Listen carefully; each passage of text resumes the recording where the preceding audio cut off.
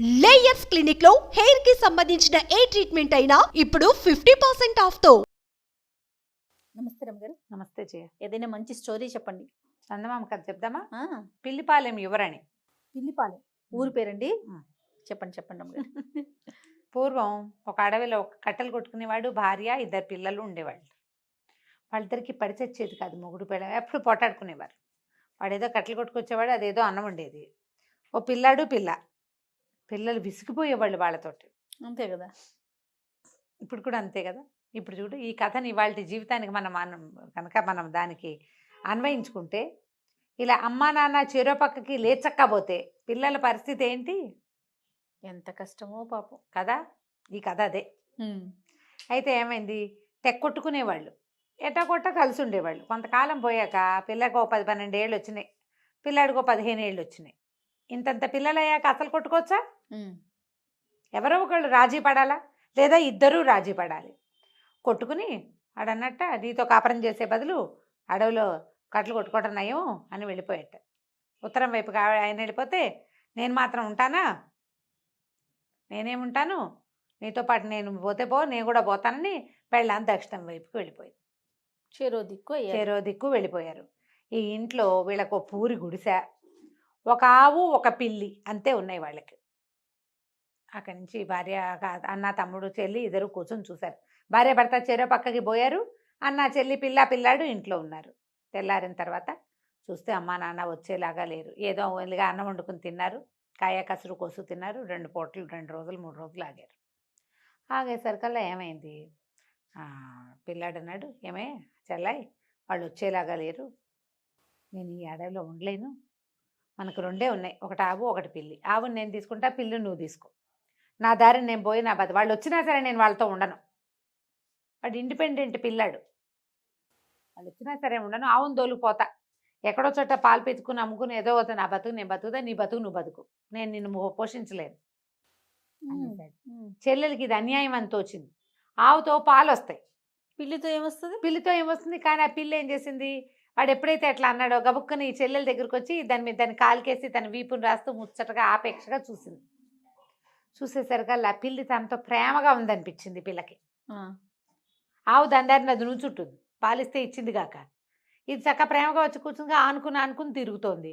సరేనంది అంటం ఏంటి, చెల్లెలు మనసు మార్చుకుంటుందేమో నీ అన్నయ్య అంటే, వాళ్ళ అమ్మ నాన్న ఎంత సెల్ఫిషో వాడు అంతే సెల్ఫిష్. చెల్లెల్ని వదిలిపెట్టేసి ఆవును దోలుకుని వెళ్ళిపోయాడు. ఈ పిల్ల బికమొహం వేసుకుని బయటకు వచ్చి నుంచుంది, చూస్తుంది అన్నయ్య వెళ్ళిపోవటం. వాళ్ళంతా వెళ్ళారు, మనం కూడా ఏ వైపుకైనా వెళ్ళిపోదామా అని మాట వినపడింది.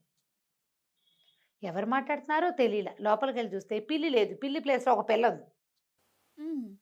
ఆ పిల్ల ఏం చెప్పిందంటే, నువ్వు అటు ఇటు చూస్తుంది, నువ్వెవరివి అంది.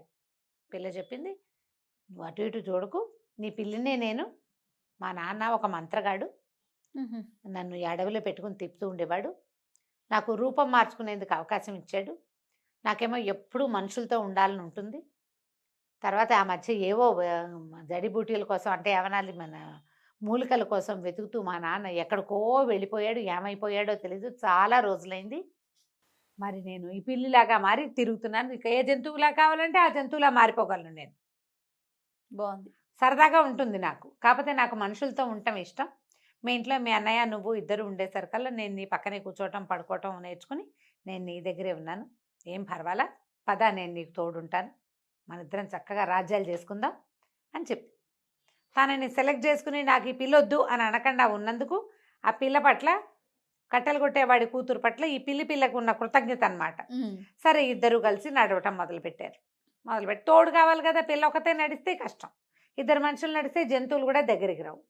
వెళ్తుంటే ఏమంది, మనం ఓ పని చేద్దాం, ఇక నుంచి నువ్వు యువరాణిగా ఉండు, కానీ నేను నీకు చెలికత్తగా ఉంటా, నువ్వు ఓ పని చెయ్యి అని చెప్పి ఏం చెప్పిందంటే, ఆ దూరంగా కోట కనపడుతుంది కదా, ఇక్కడ అన్ని ముళ్ళ కంచెలు ఉన్నాయి, నువ్వు బట్టలన్నీ చింపేసుకుని కొన్ని విప్పేసి నామినల్ బట్టలతోటి ఈ పొదల్లో కూర్చో, నేను ఈ రాజుగారికి ఒక కబురు చెప్పొస్తా,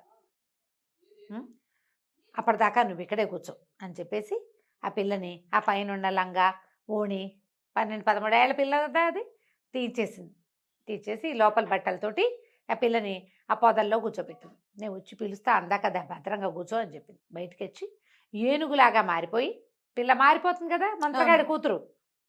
కట్టెలు కొట్టేవాడి కూతురేమో పొదల్లో కూర్చుంది, మంత్రగాడి కూతురేమో ఏనుగులా మారిపోయి పడతొక్కేసింది ఆ చుట్టూతో వాతావరణం అంతా, నేలంతా తొక్కేసేసి మళ్ళీ పిల్లగా మారిపోయి ఆ రాజుగారి కోట దగ్గరికి నడుచుకుంటూ పోయింది. పోయి సైనికుడితో చెప్పింది, "ఈ రాజుగారిని కలవాలి, మా యువరాణి మేము వ్యాఖ్యాలకి ఎటో బయలుదేరితే దొంగలు దోచుకున్నారు, యువరాణి పొదల్లో కూర్చుంది, మాకు సహాయం కావాలి, అందుకోసం అని వచ్చాను, పిల్లిపాలెం యువరాణి గారి చెలికత్తని" అని చెప్పింది. సరే అక్కడి నుంచి ఏమిటో యువరాణి అంటోంది, ఈ అమ్మాయి ఎవరో చూడడానికి బాగుందని ఏం చేశారు వాళ్ళు, లోపలికి కబురు చేశారు. అంతఃపురానికి కబురు వెళ్ళింది, ఆడపిల్ల వచ్చింది కాబట్టి యువరాజు వచ్చాడు. ఏమిటి అంటే, పిల్లిపాలెం యువరాణి గారండి, మేమేమో ఎక్కడికో బయలుదేరేసరికి దొంగలు దోచుకున్నారు, చాలా అతి కష్టం మీద పారిపోయాం, మా జనం అంతా కకావికలై పారిపోయారు, ఎవరెడు పోయారో తెలీదు, నేను యువరాణి మిగిలిపోయాం, వాళ్ళు బట్టలు లాగేశారు, ఈ లోపల మేము వీరోచితంగా యుద్ధం చేసి తరిమేశాము, పిల్ల మాత్రం మా యువరాణి మాత్రం పొదల్లో ఉండిపోయింది, సహాయం చేయండి అంటే రాణింది, అయ్యో యువరాణిట ఆడపిల్ల అట ఎట్టా పొదల్లో ఉంటుంది, సరే కొన్ని బట్టలు తీసుకెళ్ళండి, రాజోచితమైన బట్టలు తీసుకెళ్ళండి, నువ్వు వెళ్ళి మాట్లాడరా అని కొడుకునిచ్చి పంపి. యువరాజు వచ్చి చూసి, అబ్బో ఇదేదో చాలా పెద్ద యుద్ధం జరిగింది, ఏనుగు తొక్కేసింది కదా, ఏనుగు తొక్కిడేటా ఉంటుంది, అదే కదా. చాలా పెద్ద యుద్ధం జరిగింది, బోళంత పెద్ద యుద్ధం జరిగిందండి, మా వాళ్ళు కొంతమంది చనిపోయారు కూడా, మిగిలిన వాళ్ళు వాళ్ళని మోసుకుపోయారు అన్నది. సరే బట్టలు తీసుకెళ్ళి యువరాణి, ఈ అమ్మాయి ఏం చేసింది, మీరు ఇక్కడ ఉండండి నేను వెళ్తానని బట్టలు పుచ్చుకుని ఆ పొదల లోపలికి వెళ్ళి అక్క అని కేకేసి బట్టలు వేసేసుకో అని చెప్పి మంచి బట్టలు తొడిగించింది. పిల్ల కొంచెం చూడ్డానికి బాగుంటుంది, 13 ఏళ్ల పిల్ల అంటే కొంచెం ఉన్నబడిపోయింది అప్పటికే పిల్ల. బట్టలు వేసేసుకో, నువ్వెవరైనా అడిగితే పిల్లిపాలెం యువరాణిని చెప్పు.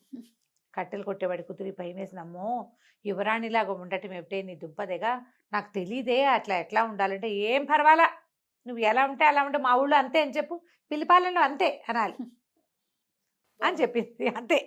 అక్కడి నుంచి బయటికి తీసుకొచ్చింది. యువరాజు ఆశ్చర్యపడిపో, ఎంత బాగుంది అని. ఇంతకీ మీరు ఎక్కడికి బయలుదేరారు అనగానే పిల్ల ఏడవటం మొదలుపెట్టింది.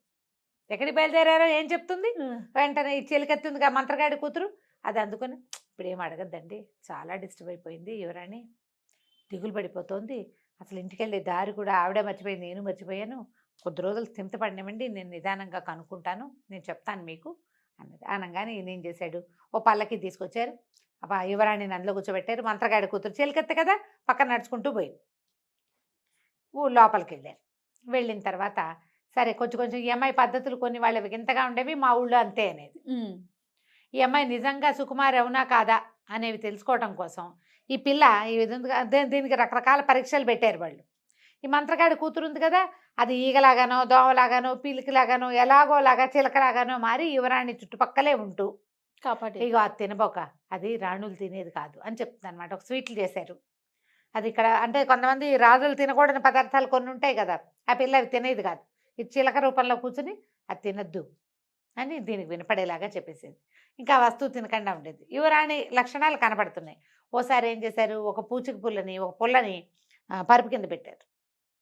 మర్నాడు పొద్దున్నే రాణిగారు అడిగింది, అమ్మ రాత్రి నిద్ర బాగా పట్టిందంటే, ఏమోనండి మంచ కింద పరుపు కింద ఏదో రోకల బండ ఉన్నట్టుంది, ఎంత గుచ్చుకుందో, ఆ పక్కకి ఈ పక్కకి పడిపోతూనే ఉన్నాను, రాత్రి అంతా నిద్రే పట్టలేదంటుంది. అమ్మో పిల్ల చాలా సుకుమారి, యువరాణులు అలా ఉంటారు. అట్లా మెల్లిగా ఫిక్స్ అయింది. కొంచెం అమ్మాయి నవ్వుతూ మామూలుగా మాట్లాడుతుండే సరికల్ మీ ఊరు ఎక్కడ అని పీడించడం మొదలుపెట్టారు. అడుగుతారు కదా, అడిగేసరికి ఈ అమ్మాయి ఏమో ఒకరోజు ఏడ్చింది. ఆ పిల్ల మంత్రగాడి కూతురు దగ్గర, వస్తే ఇట్లా చేసావు, వీళ్ళేమో మీ ఊరు ఎక్కడ, మీ కోట ఎక్కడ, మీ కోట ఉందా పదా మీ కోటకు అంటున్నారే, ఇప్పుడు ఎట్లాగే అంటే, ఏం పర్వాలా మన కోట కూడా ఒకటి ఏర్పాటు చేస్తాను, 2 రోజులు భద్రంగా ఉండు, అలవాటు అయింది కదా ఉండు, నేను చూసొస్తానండి. అది పోయింది అటు ఇటు, అది చిలకలాగా మారి అటు ఇటు వెతుక్కుంటూ వెళ్తే ఈ ఊరికి రాజుగారి కోటకి ఒక 5 ఆమడల దూరంలో ఒక పురాతనమైన కోట ఒకటి ఉంది. దాని చుట్టూ అన్ని పల్లెటూళ్ళు ఉన్నాయి. ఈ కోటలో ఏంటంటే రాజులు ఎప్పుడో పోయారు, పాడుపడింది కోట, కొంచెం పాతబడింది, పాడు కాదు పాతబడిపోయింది. ఎవరూ లేకపోయేసరికల్లా ఆ కోటలో ఒక రాక్షసి దాన్ని ఆకట్టుకుని ఉంది. అదేంటంటే రాత్రిళ్ళు అక్కడ ఉంటుంది, పగళ్ళు ఉండదు. బయటికి వెళ్ళేటప్పుడు తలుపేసుకెళ్తుంది, తన తలుపు తీసుకుని లోపలికి వచ్చి తెచ్చుకున్న పదార్థాలు పెట్టు తిని తెల్లవార్లు పగలల్లా పడుకుంటుంది. రాత్రి అయ్యేసరికి బయటకు వెళ్తుంది. 2 పూటలు అక్కడ కాపలా కాసి ఈ చిలక రూపంలో ఉన్న ఈ మన మంత్రగాడి కూతురు ఈ కథ అంతా తెలుసుకొని ఏం చేసింది, ఎప్పుడైతే ఈ రాక్షసి బయటికి వెళ్ళిందో అది లోపలికి పోయి ఆ గడి లోపల నుంచి వేసేసుకుంది. తెల్లవారుజాము అయ్యేసరికల్లా రాక్షసి ఆహారం తెచ్చుకుంటుంది. దానికి ఎండ పడదు. ఓహో. పగలు నిద్రపోపైనా ఈ లోపల ఉంటుంది, ఎండ రాకుండా చూసుకుని ఉంటుందన్నమాట. తలుపేసుకునేసరికల్లా ఈ రాక్షసి తెల్లవారిపోతుండగా 4:15 4కో వచ్చింది. తలుపు తోసింది. తోస్తే రాల. తెల్లబోయింది రాక్షసి. ఇదేంటి, నేను బయట గడి పెట్టి వెళ్తే లోపల ఎవరు గడి పెట్టారు? అక్కడి నుంచి తలుపులు కొట్టింది, దబా దబా బాధింది. ఎవరంటే ఈ చిలక, ఈ పిల్ల చెప్పింది, మంత్రగాడి కూతురు. నేను చిట్టిగారిని అంది. చిట్టిగారే. ఓహో. చిట్టిగారులు అంటే ఎంత ఉంటాయి? చిట్టిగారంటే వసే చిట్టిగారే నువ్వుటే, ఎందుకే లోపలికి వెళ్ళావు, తలుపు ఎందుకు వేసావే, తీవే ఎండొచ్చేస్తుందే అని కేకేసింది. ఎండ రావడానికి ఏముంది లేదు, నా సంగతి వినవా, నా కథ విన్నాక తలుపు తీస్తా. సరే ఏమిటి కథ అంటే, నేనేమో మొదట పప్పుని, నేను గింజని, నన్ను దంచారు, చెరిగాక నానబెట్టారు, తర్వాత పొట్టు తీశారు, ఆ తర్వాత రుబ్బారు, రుబ్బి రుబ్బి రుబ్బి రుబ్బి అని చెప్తే సర్కల్ నువ్వు నీ రుబ్బుడు తగలయ్యా, ఆపవే కథ, తలుపు తీవేను. చీచి నా కథ డిస్టర్బ్ చేసావు, ఉండు అసలు నేను సంగతి చెప్పాలని మళ్ళీ స్టార్ట్ చేసింది. నేనేమో మొదటి గింజని, నన్నేమో దంచారు, నన్నేమో చెరిగారు, నన్నేమో ఆ తర్వాత నానబెట్టాక పొట్టు తీశాక రుబ్బి రుబ్బి రుబ్బి అని చెప్పడం వల్ల రుబ్బడంలోనే ఉంది. వసే నీ కథ ఎప్పటికీ అవదేమిటే అనగా నన్ను డిస్టర్బ్ చేసావు, నేను మొదటి నుంచి చెప్తాను మళ్ళీ మొదలు. ఇక ఎన్నిసార్లు చెప్పిందో, నేను మొదటి గింజని దగ్గర స్టార్ట్ చేస్తుంది. ఈ లోపల ఏమైంది, ఓ పక్కన అదేమో ఎండాకాలం, శీతాకాలం అయితే సూర్యుడు నిదానంగా వస్తాడు. మంచి ఎండాకాలంలో ఏమవుతుంది, రావడం మొదలు వెలుగొచ్చేస్తాం. సూర్యుడు రావడం మొదలెట్టేసరికి కేకలు పెట్టింది, అరిచింది, బతిమాలింది, భంగపడింది. ఏం చేసినా వసే చిట్టిగారే తలుపు తీవే, బంగారు పిల్లవు కదా నువ్వు, నీకు కనకపు సింహాసనం చేయిస్తానే, లోపల బోళ్ళని వజ్రాలు వైడూర్యాలు ఉన్నాయి, అవన్నీ ఇస్తానే, తలుపు తీవే అని బతిమలాడి చచ్చిన ఆ కోట తలుపు మాత్రం తీయలేదు. ఇంతలో బాగా ఎండొచ్చి, సూర్యుడు కనపడేసరికల్లా ఈ నుంచున్న రాకాశ అంతా ఇట్లా కరిగి ప్రవహించేసి ముద్దలా తయారైంది, బూడిదైపోయింది. అది ఎండ పడితే బతకదు. పూర్తిగా గొడవ బయట సందడంతా సమసిపోయాక అప్పుడు తలుపు తీసి చూస్తే ఇంకేముంది, మొత్తం పెద్ద బూడిద కొట్టుంది. ఇదేం చేసింది, లోపల నుంచి చెంబులతో బిందెలతో నీళ్లు తెచ్చి మొత్తం నీళ్ళన్నీ దిమ్మరించి ఆ బూడిదంతా తడిపేసేసి మట్టిలో కలిపేసేసి బార్లా తలుపు తీసిపెట్టింది కోటకి. అక్కడి నుంచి కోటలో అక్కడక్కడ ఉన్న రకరకాల గంటలు అవి ఇవి వెళ్లాడేసి ఉన్నాయి. లోపల బోల్డ్ అంత సంపద ఉంది. ముందున్న సంపదే కాకుండా ఈ రాకాసి ఏర్పరిచి పెట్టిన సంపద కూడా బోల్డ్ అంత ఉంది. అంటే అది బయటికి వెళ్ళి చుట్టుపక్కల ఉన్న గ్రామాలు ఉన్నాయి కదా, దానికి ఆనుకుని దాంట్లోకి ఎవ్వరూ రావటం లేదు. ఈ రాక్షసు వల్ల రాకాసి భయం ఉంటుంది కదా, అందరికీ పోయి చెప్పొచ్చింది. ఈ పిల్లిపాలెం అని కోటకు పేరు పెట్టాం, పిల్లిపాలెం యువరాణి గారు పెళ్లి చేసుకోబోతోంది, మీరంతా తలా ఒక పని చేసి కోట అంతా శుభ్రం చేయండి, మీ యువరాణి వస్తే మీ జీవితాలు బాగుపడతాయి అని ఊళ్ళో అందరికీ చెప్పింది. గంటలు మోగుతున్నాయి కాదు, లోపల ఒక గుడి కూడా ఉంది. ఆ గుడి తలుపు తీసి ఆ గుడిలో గంటలు కూడా కొట్టింది. అక్కడి నుంచి ఊళ్ళో జనం అంతా వచ్చిపడి మొత్తం కోటంతా శుభ్రం చేస్తారు. యువరాణి వస్తుంది, ఆ వారసులు ఎవరో ఉన్నారు, వారసురాలు వస్తుంది, అందుకని అంతా శుభ్రం చేశారు, ఎక్కడొక్కడ సరి చేశారు. ఈ అమ్మాయి కొంచెం దగ్గరుండి అది పని చేయించింది. ఆ ఊళ్ళో ఒక పెద్ద మనిషికి నగలు నాణ్యాలు ఉన్నవన్నీ, ఇవన్నీ మీ యువరాణి సంపద, మిమ్మల్ని బాగా చూసుకుంటుందని చెప్పి వాడి చేతులు పెట్టింది. అక్కడి నుంచి చిలకలాగా మారి ఎగురుకుంటూ వచ్చేసేసి మంత్రగాడికి, అదే మన కొట్టలు కొట్టేవాడి కూతురు చెప్పింది, నువ్వు పిల్లిపాలెం యువరాణివి, నీకు పిల్లిపాలెం కోట కూడా సిద్ధమైంది, నీకు వచ్చిన భయమేమీ లేదు, మీ ఇల్లు ఎక్కడ అంటే తీసుకెళ్ళి చూపిద్దాం, పెళ్లి చేసుకుంటానంటే చేసుకుందు కానీ అన్నది. ఇంతలో రాజకుమారుడి పిల్లని చేసుకుంటానన్నాడు. ఈ అమ్మాయికి తెలుసు రాజకుమారుడు ఎంతసేపు వచ్చి చూస్తూ ఉండేవాడు, అబ్బాయిలు చూసే చూపులు ఆడపిల్లలకు తెలియకుండా ఉండవు.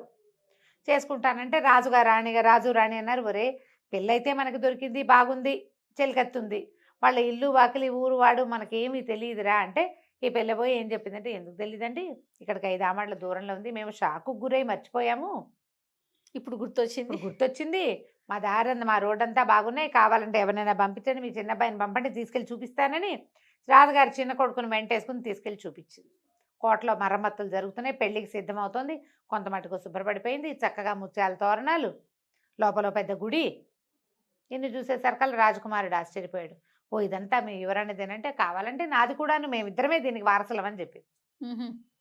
చెప్పేసరికల్లా వాడి ఇంటికి పోయి, అమ్మ దీన్ని పెళ్లి చేసుకుంటాను నేను, వాళ్ళది పెద్ద కోట అని చెప్పి చెప్పంగానే రాణిగారు సంతోషించి పెద్దమ్మాయినేమో మంత్రగాడి కాదు కట్టెలు కొట్టేవాడి కూతుర్నేమో పెద్ద కొడుక్కి, మంత్రగాడి కూతుర్నేమో చిన్న కొడుక్కి పెళ్లి చేసి ఈ పిల్లిపాలెం యువరాణిని ఆవిడ చెలికత్తని పిల్లిపాలెనికి పంపించారు. బాగుంది. చక్కగా కోటను సొంతం చేసుకుని హాయిగా ఉన్నారు. ఇది ఒక ఇంగ్లీష్ కథకి అనువాదం నేను అనుకోవటం. ఆహా. ఒక అబ్బాయికి పిల్లి దొరుకుతుంది, ఆ అబ్బాయితో పిల్లి ఏం చేసింది, క్యాట్ ఇన్ పుస్సీ ఇన్ బూట్సో ఏదో కథ ఆహా. ఇలా రాశారనమాట. ఇంచుమించు 69 ఆ ప్రాంతంలో రాయబడిన కథ. ఓకే. టైటిల్ చాలా బాగుంది ముందు. పిల్లిపాలెం యువరాణి. రైట్ రామ్ గారు, నమస్తే. నమస్తే.